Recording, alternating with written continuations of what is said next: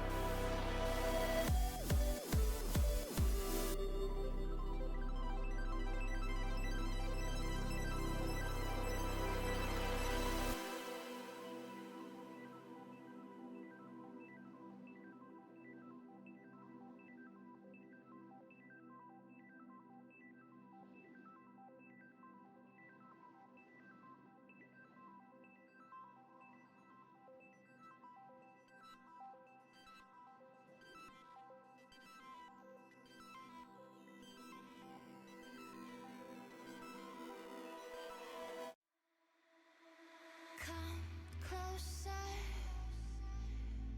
I need you to hear me now. I'm a cold whisper that you can't figure out.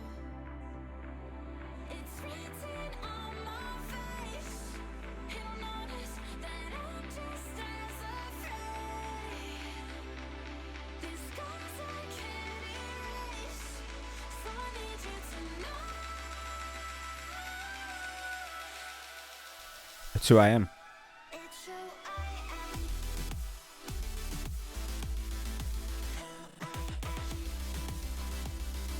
am. All right.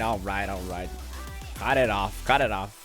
Fade it down professionally. There it is. Okay. Full fade out. Oh, there we go. Happy Sunday morning. It is a beautiful one out there. Getting a little chilly. Got up 8 a.m. Pretty well slept in, actually. Usually it's like 5:30. But I figure, Sunday you're supposed to sleep in, then you're supposed to go to church. But if you didn't go to church, then you're listening to me, right? Which might be a little bit more interesting. I don't know if I'm going to get religious or anything. Weekend was pretty good. The weather just kind of dropped out. Friday, we went from, I think Thursday it was 75. And then Friday, the high was 51. I woke up on Friday morning. I wanted to go run 38 degrees. Had to wait to go running until it was about 48 degrees. And I still wore pants. And, I wasn't chilly while running, but, it was a little bit chilly. This morning, it was warm in the house because Kelly turned on the boiler. So now the boiler has officially been run for the first time this year. My goodness, is it already that time of year? I mean, I know I love fall, but do you think the boiler really needed to be on? I think so, because yesterday I had to put on socks because my little toesies were frozen. But I do have a little, whatever you call it, what do you call it? I don't know. There's a pipe under my feet, my desk, and I can keep them warm. Some interesting stuff also that happened over the weekend that I thought about. The Joker movie came out. Seems to not be, it seems to be well accepted by some, but not the Daily Mail. But I'm pretty sure the dailymail.com, if you get your news from them, I'm pretty sure it's all clickbait anyway. I honestly think they're trolling. I think the new thing is to actually talk about like how bad something is or how it triggered people. And that's how you get actually people to go see it. Because the same thing happened to Dave Chappelle. They gave him that 0% on Rotten Tomatoes.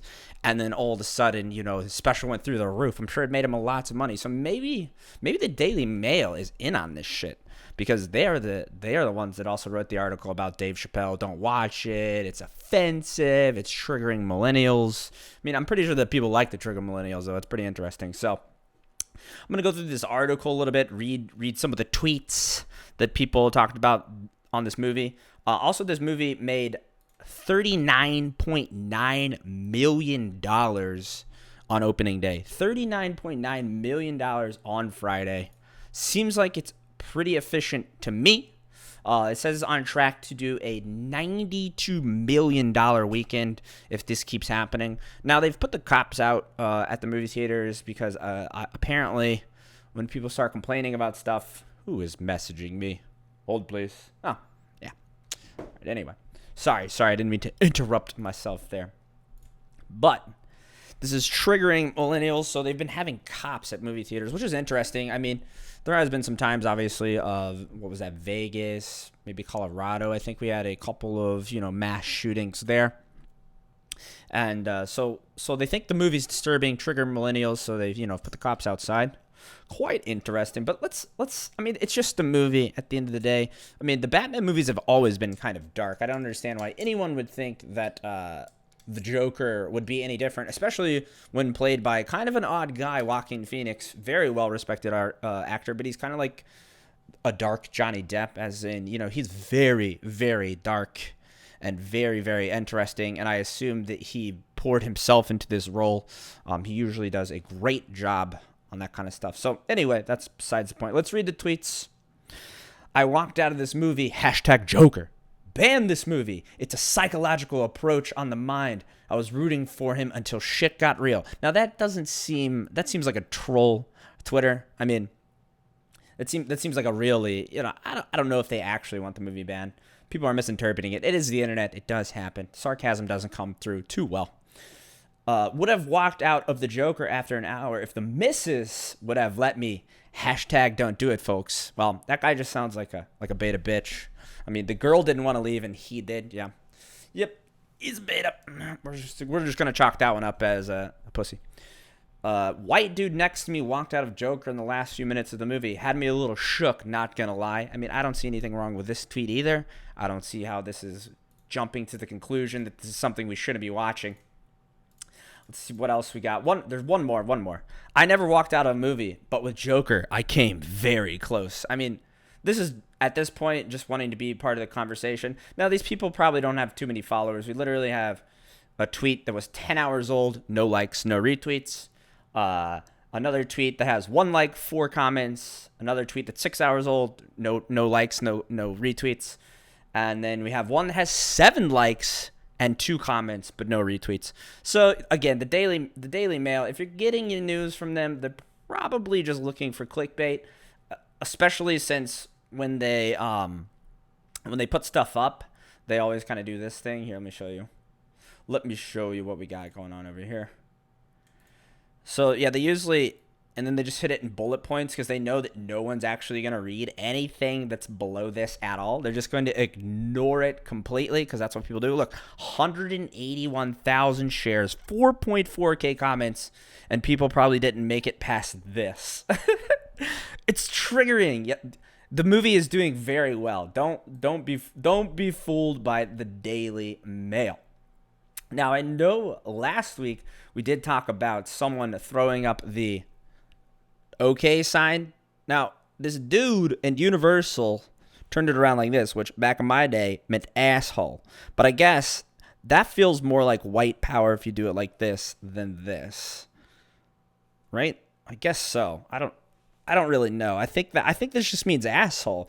And someone saw, so the ADL, the Anti-Defamation League, they came out last week, it was last week, and they said, that this now means white power. So this dude did this in March of last year. If you do something, they're definitely going to dig through your history and find out what the fuck you're be doing because they want free money. This is a way for someone to sue someone for something they did a year ago, and a year ago it definitely meant asshole. But we just decided now that it means white power, we can go back and look for it everywhere. Look through our videos, look for our pictures, and then we can just start suing people, right? Because they're obviously a racist. They're throwing a symbol that, was deemed racist a month ago. Very, very interesting. Obviously, the Universal had to come out and make a statement. I mean, that's generally how these things go when someone accuses them of something, because obviously they have to make a statement. Otherwise, they're going to look to be sued if they don't say they're doing something about it. And, we have to keep everyone's feels in check constantly because that is the world we live in. If you don't keep the feels in check, then no one feels good. And then, everything goes to hell in a handbasket, right? I'm worried about your feelings. You're worried about mine. Blah, blah, blah, blah, blah. Don't step on each other's toes. It's about driving me crazy. I mean, obviously, he shouldn't be making the asshole symbol either, but he'll probably, it's probably like a hate crime now, or a lawsuit where they can make way more money than they should be able to. But, that's how the cookie crumbles. It's a damn good thing they didn't have Twitter, Facebook. Back in my day, we would have incriminated ourselves all over the place. The internet, it has literally become a place where people just can't help themselves. They want them likes. They want them retweets. So they do heinous shit, and they get the like and the retweet, and it's that instant gratification that fills them up. Meanwhile, they're incriminating themselves. It happened with the ice cream bandit. I saw a video the other day where this lady had literally jumped over a fence at a zoo and was taunting a lion. They said a moat was separating them. I was like, that moat is not stopping that lion if he is hungry. But she just did it to get likes and retweets, because the instant gratification of getting likes and retweets, or someone paying attention to you that's not someone, in your general vicinity, is just, it just makes people feel so good, and they just can't help themselves. Also, going through the Times this morning, woman consumed by Columbine and Oklahoma City killings has 24 pipe bombs. You guys got to see this. These pipe bombs are insane. We'll go ahead and click desktop. So she had 24 pipe bombs, said that she's obsessed with Columbine High School. The article also said that she was not only obsessed with the Columbine, but also she had a bunch of DVDs about serial killers and all that stuff. I mean, scary world we're living in. There was another, on the back of this, there was another mass shooting. Where was that last night? Or I think Kansas City, at a bar. 4 killed, 5 others wounded at the bar. I mean, what are we going on? Are we going to have to start, just like the movie theater, we're going to have to start posting up a police officer at every bar? Because we know that's not happening. I mean, I don't have the people to do so. We've become this very violent society at this point. And, we want to blame the movies, or blaming the Joker for people being violent. We want to blame everything but what the real problem is, which is, people having no respect or responsibility and taking no consequences for their actions. It's almost like people can just do whatever, and there's no consequences for the actions, and it starts really, really young. And it's quite frankly, I think we need to start taking responsibility for our actions, because at some point, we have to become human about it. It's psychologically bad for people not to have consequences to their actions, to just excuse me, because they don't learn anything. If I do something that is disrespectful, or if I do something that's out of line or not acceptable for society rules, and there's no consequence for that action, then I pretty much have free reign over whatever I want. I mean, I could do whatever I want. Some other interesting stuff that was in the news this morning, outside of the Kansas City shooting, obviously. There's a lot of interesting stuff going on in the government, obviously. I don't know if I really want to get into that. I did see a funny tweet from Mr. O.J. Simpson, which I had mentioned in a different podcast, this is not a podcast, I guess. I mentioned in a different YouTube video, soon to be podcast. How about that? O.J. Simpson, where is this? I have to find this tweet. Hold on. He made some comment about it was something to the extent of great golf round. The new Nike glove worked, and obviously the trolls and the sleuths had a field day about this. It's difficult to find a glove that fits when you go golfing. That fucking glove fit. O.J. Simpson actually sent out a tweet with the words "killed and gloved." And what world do we live in? Yeah, the original tweet is "killed it on the golf course today. New Nike glove worked." I mean, it doesn't get any more insane than that. I mean, what is going on? Is it real life that this dude is allowed to I just don't understand.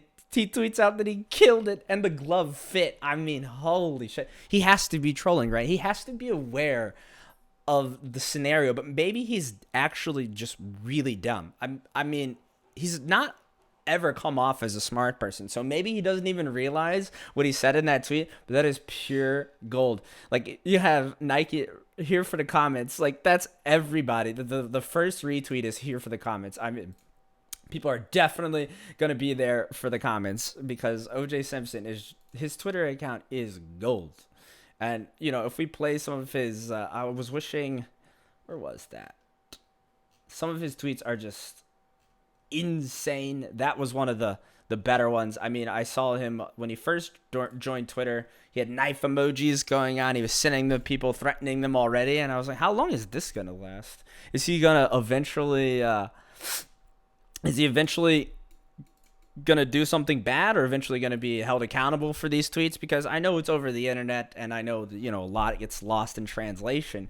But my goodness, I mean, how long is it gonna be? There's got to be some bet in Vegas for how long it's gonna be when OJ, you know, commits another crime and gets acquitted. I mean, it's it's out of control. So after I saw that tweet this morning, I just about lost my mind.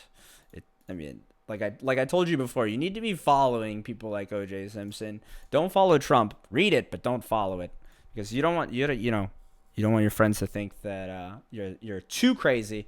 Because, I mean, I assume that, you know, the two craziest tweeters that are from a popularity perspective, number one's got to be Donald Trump. I bet OJ Simpson's in the top 5. I'm trying to think who else. Well, I don't. From a political perspective, almost every day, if you go to what's trending, it's Trump and Trump and Trump. What's trending right now? Seductive Sunday. Ooh, I don't even know what that is. Let's click on that. Seductive Sunday. Is that a thing? Seductive Sunday? Oh, I know why the Twitter world is blowing up today. Trump has now said that that Rick Perry made him call Ukraine. Now, I don't exactly know how that situation goes down. I don't exactly know why he's even talking to Rick Perry. This more and more is becoming a story where the pieces of the puzzle don't fit at all, and it's all mind blowing to me, because this is literally how a 5-year-old would get caught in a lie or approach a lying situation. You know, first you get defensive about it and start yelling at people, throwing a tantrum. Then you start blaming other people. Then you finally break down in tears and probably shit your pants. And then 4, you finally admit that you did do this and that you were lying all the time. That's how this is going to go. I mean, that's not how it's going to go, because Trump is way too arrogant to ever admit that, he did something wrong. I mean, I'm the same way. We have those narcissistic characters that we share. But at some point, this dude is going to get... We always think it's this thing or the next thing with him. Eventually, the 5-year-olds can only lie for so long before they get their ass beat. Like, we can forgive some stuff, but we can't forgive it all. And whether or not you're on the red or the blue side of the fence, it doesn't matter. This is a senile old man. I mean, we forgot that we elected our great grandfather as president. I mean, obviously, shit's starting to break down. I mean, I think he made, let's see, on Friday he made like 12 tweets within 2 or 3 hours. I mean, that is a long barrage of tweets. And I'm under the impression that he only tweets when he's taking a shit. So he must be either taking something that's making him go to the bathroom, probably his crazy pills. But he's going to the bathroom more than once, because you wake up, you see the Twitter barrage after he has his morning coffee. But I don't think Trump he just, mainlines drugs in the morning. He doesn't need coffee. Whatever he's on, some sort of methamphetamine is making him crazy. But that's besides the point, and that's just my opinion. I'm not saying Trump is actually on methamphetamines. I don't know that, obviously. But then in the afternoon, he'll start getting it again. Like, the tweet storms are becoming more and more progressive and more just the ramblings of a crazy man. He literally tweet. He's on it. He's on it right now this morning. I mean, 95% approval rating in the Republican Party. Thank you. I don't know where he's getting that number, but it can't be real. It can't be real. the Democrats are lucky that they don't have any Mitt Romney types. They may be lousy politicians with really bad policies, open borders, sanctuary cities, but they stick together. So now, in order to spin up the news cycle early this morning, he's saying that he has a 95% approval ratings, but then and then like right after the back half of that, he's immediately attacking Mitt Romney and the Democrats, but saying they stick together even though they have failed policies. Like, it's just in circles with this dude. Like, he's just not thinking correctly.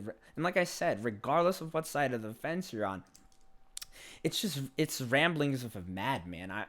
I I only follow it for comedic relief, but at the same time, it's pretty sad to watch a person just crumble in front of the public eye. And I know a lot of friends that I have, we have some supporters, but at some point, like, we don't have to back up everything he says. We don't have to be for everything that he tweets about. Just because he's part of the party and you want to stand up for the party doesn't mean you have to back everything that he does. I mean, not everything that someone does is good. I mean, we all do bad shit, and I have lots of friends that they come and go, or I berate them for doing something that I think is heinous and shit like that. Like, we have to be held, like, it goes back to the whole accountability thing. We have to hold our friends accountable as well.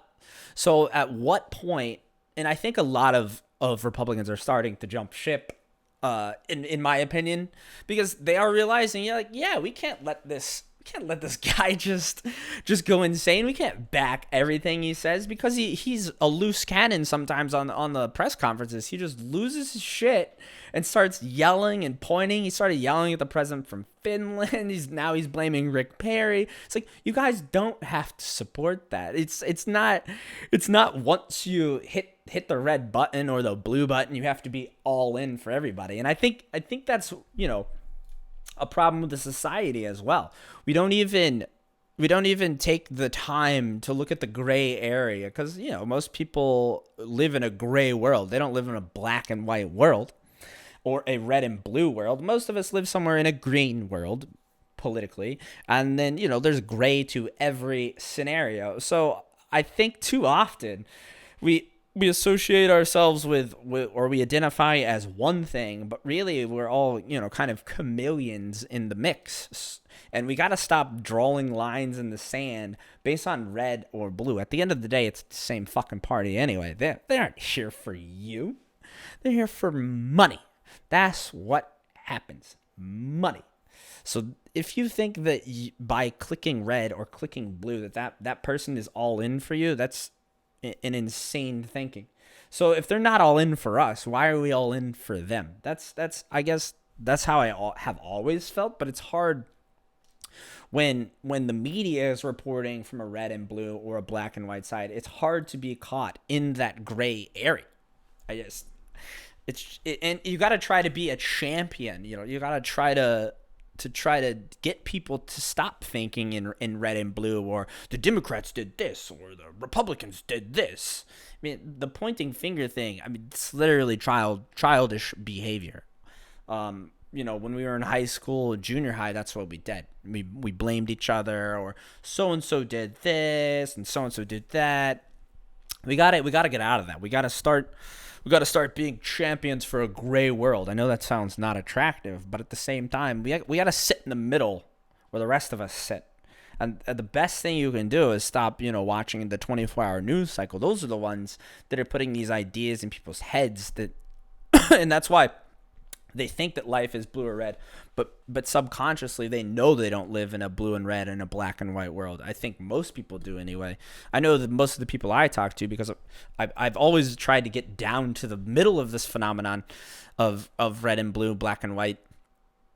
And most people I talk to, they all sit somewhere near the middle. They usually say, well, the older they get, the more right they are leaning, because they now realize that the government is taking lots of money from them as they make it. So people say they're fiscally conservative, and with social issues they're liberal. That's most people I talk to.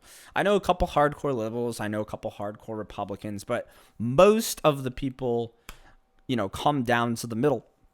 And that's what we're looking to accomplish. We're looking to more approach situations from the middle. It makes life a lot easier, and it makes the hate a lot less. The problem is that the hate, as long as the hate divides everybody and everyone's worried about what the news is reporting on and follows that media cycle, the more that that the people that control the country have over us. It's a power thing for them, and it's very, very easy to control people if they are constantly mad at each other and not teaming up to realize what's really going on. And what's really going on is we're getting fucked. I mean, that is the gist of the whole thing is, and they know that, and they're doing it blatantly, like they did it last week blatantly with the vaping stuff. Now Philip Morris's device has actually been distributed. It's, I mean, out in the open, blatant corruption, and there's nothing we can do about it because we're constantly worried about who did what, and the Republicans did this and the Democrats did this. As long as we keep worrying about all that stuff and all the stuff that doesn't matter, like I said, it's just ultimate control. Now, I forgot to mention something when I brought up the weather. So I was talking. I've always thought this too, by the way. The weatherman's always wrong, right? So let's say if you were always wrong at your job but still got paid, how long do you think that would go on? Because the weatherman is, why do we even need the meteorologist at this point? He gets his 5-minute spot every 15 on the news. He literally could say that there was going to be a fucking blizzard in Texas tomorrow, and he's still going to get his paycheck. Now, I thought about some couple jobs. If someone messes up, a lot of jobs, someone would die, or shit just wouldn't run. Like if you were trying to go to McDonald's in the morning to get you a bacon, egg, and cheese biscuit, and someone fucked that up, they could easily give you a coli. I mean, let's say they messed up with the meat slicer, cut their finger off, which has happened before. That was I think that was Wendy's. So I just want to know when we're gonna start holding the weatherman accountable. I don't know if that's possible, but wouldn't it be funny if they were just firing weatherman every time he got the weather wrong? They would try really, really hard to predict the weather. A lot. Like, I feel like nowadays it's all show. The weatherman, they usually cut it over the weatherman. They're like, hey, we're going to go over to Bob Stark. He's going to have the 5-day forecast for us. And he's like, and then he's the one cracking jokes. He's like, thanks for passing it off, guys. I know I don't have to do my job today, so let's look at the 5-day forecast. There will be tornadoes in Texas. Wait, not Texas. I meant Florida. Even though it is December, we're going to have tornadoes. The temperature is going to be 38.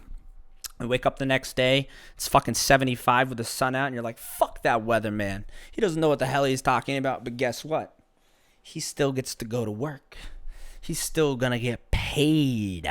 He's going to get paid all them duckies for being wrong. I wish I could just go to work and be wrong all the time, have no accountability for it, and just continue to do that, because I would just go to work and do nothing. It'd be fucking great. So I think we should all aspire to start holding that weatherman accountable for his actions. And like I said, I don't think it's like a gig that's getting too much traction anymore anyway. But why do we need it? We have the internet now. We don't need a weatherman. Me, when I wake up and I want to see what the weather is, I hit the weather app. But that's someone that's controlling that too. Maybe the meteorologist, he can put in whatever he wants in the app because it doesn't matter. All I have to do is go outside, and then I have to deal with it. The weather doesn't give a shit. So why are we even reporting about the weather? I don't, I just go outside and figure it out on my own. I don't need to know the temperature. It's fine. I'll figure it out. So at some point, I think we need to get rid of the weatherman. I mean, not the weather. Can't get rid of the weather. We need to get rid of the weatherman. That's just wasted. Just add an extra 5 minutes of sports, or add an extra 5 minutes of where the reporters are like out in the field reporting nonsense that no one cares about. That's way more interesting than going over the weather, especially when we know it's gonna be wrong. So I think we've hit the 30-minute mark. Just testing some things out from a format perspective. Trying to get traction. Trying to get my head wrapped around what I actually want to do. So I thought about, we tried the recorded, we've tried live, we've done interviews, which people seem to really like the interviews. Those are the most viewed anyway. So I'm thinking that at least once a week we'll try to interview somebody from some profession, or just someone like my wife would be would probably be interesting to interview because she has to live with me all the time, which is I could only imagine. Um, but yeah, I think we're going to aspire to try to do a little bit of my take, and then an interview, and then some news, or it could be.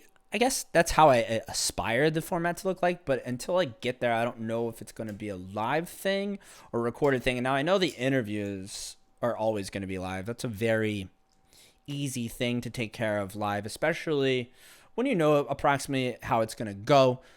The problem with the recorded stuff is I don't know how that's going to go a lot of the times. I mean, I do write down ideas, but I don't have some sort of sense of format just because we're only like 5 or 6 videos in. But I promise if you stick with me, I will make it worth your while. I'll try to remain interesting. Sometimes it's hard. It's definitely easier with other people, which is why I like the interviews. Maybe every once in a while we just throw the wife in the mix and let her talk. That would be entertaining as well. So I think we're going to wrap it up. Thanks for listening. I won't do the general YouTube thing, like, follow, subscribe. You can do that on your own. If you like it, you like it. If you don't, please don't hit the thumb. Actually, I don't care, like I said. But if you do hit the thumbs down, again, go fuck yourself. All right, I'll talk to you guys later. Peace.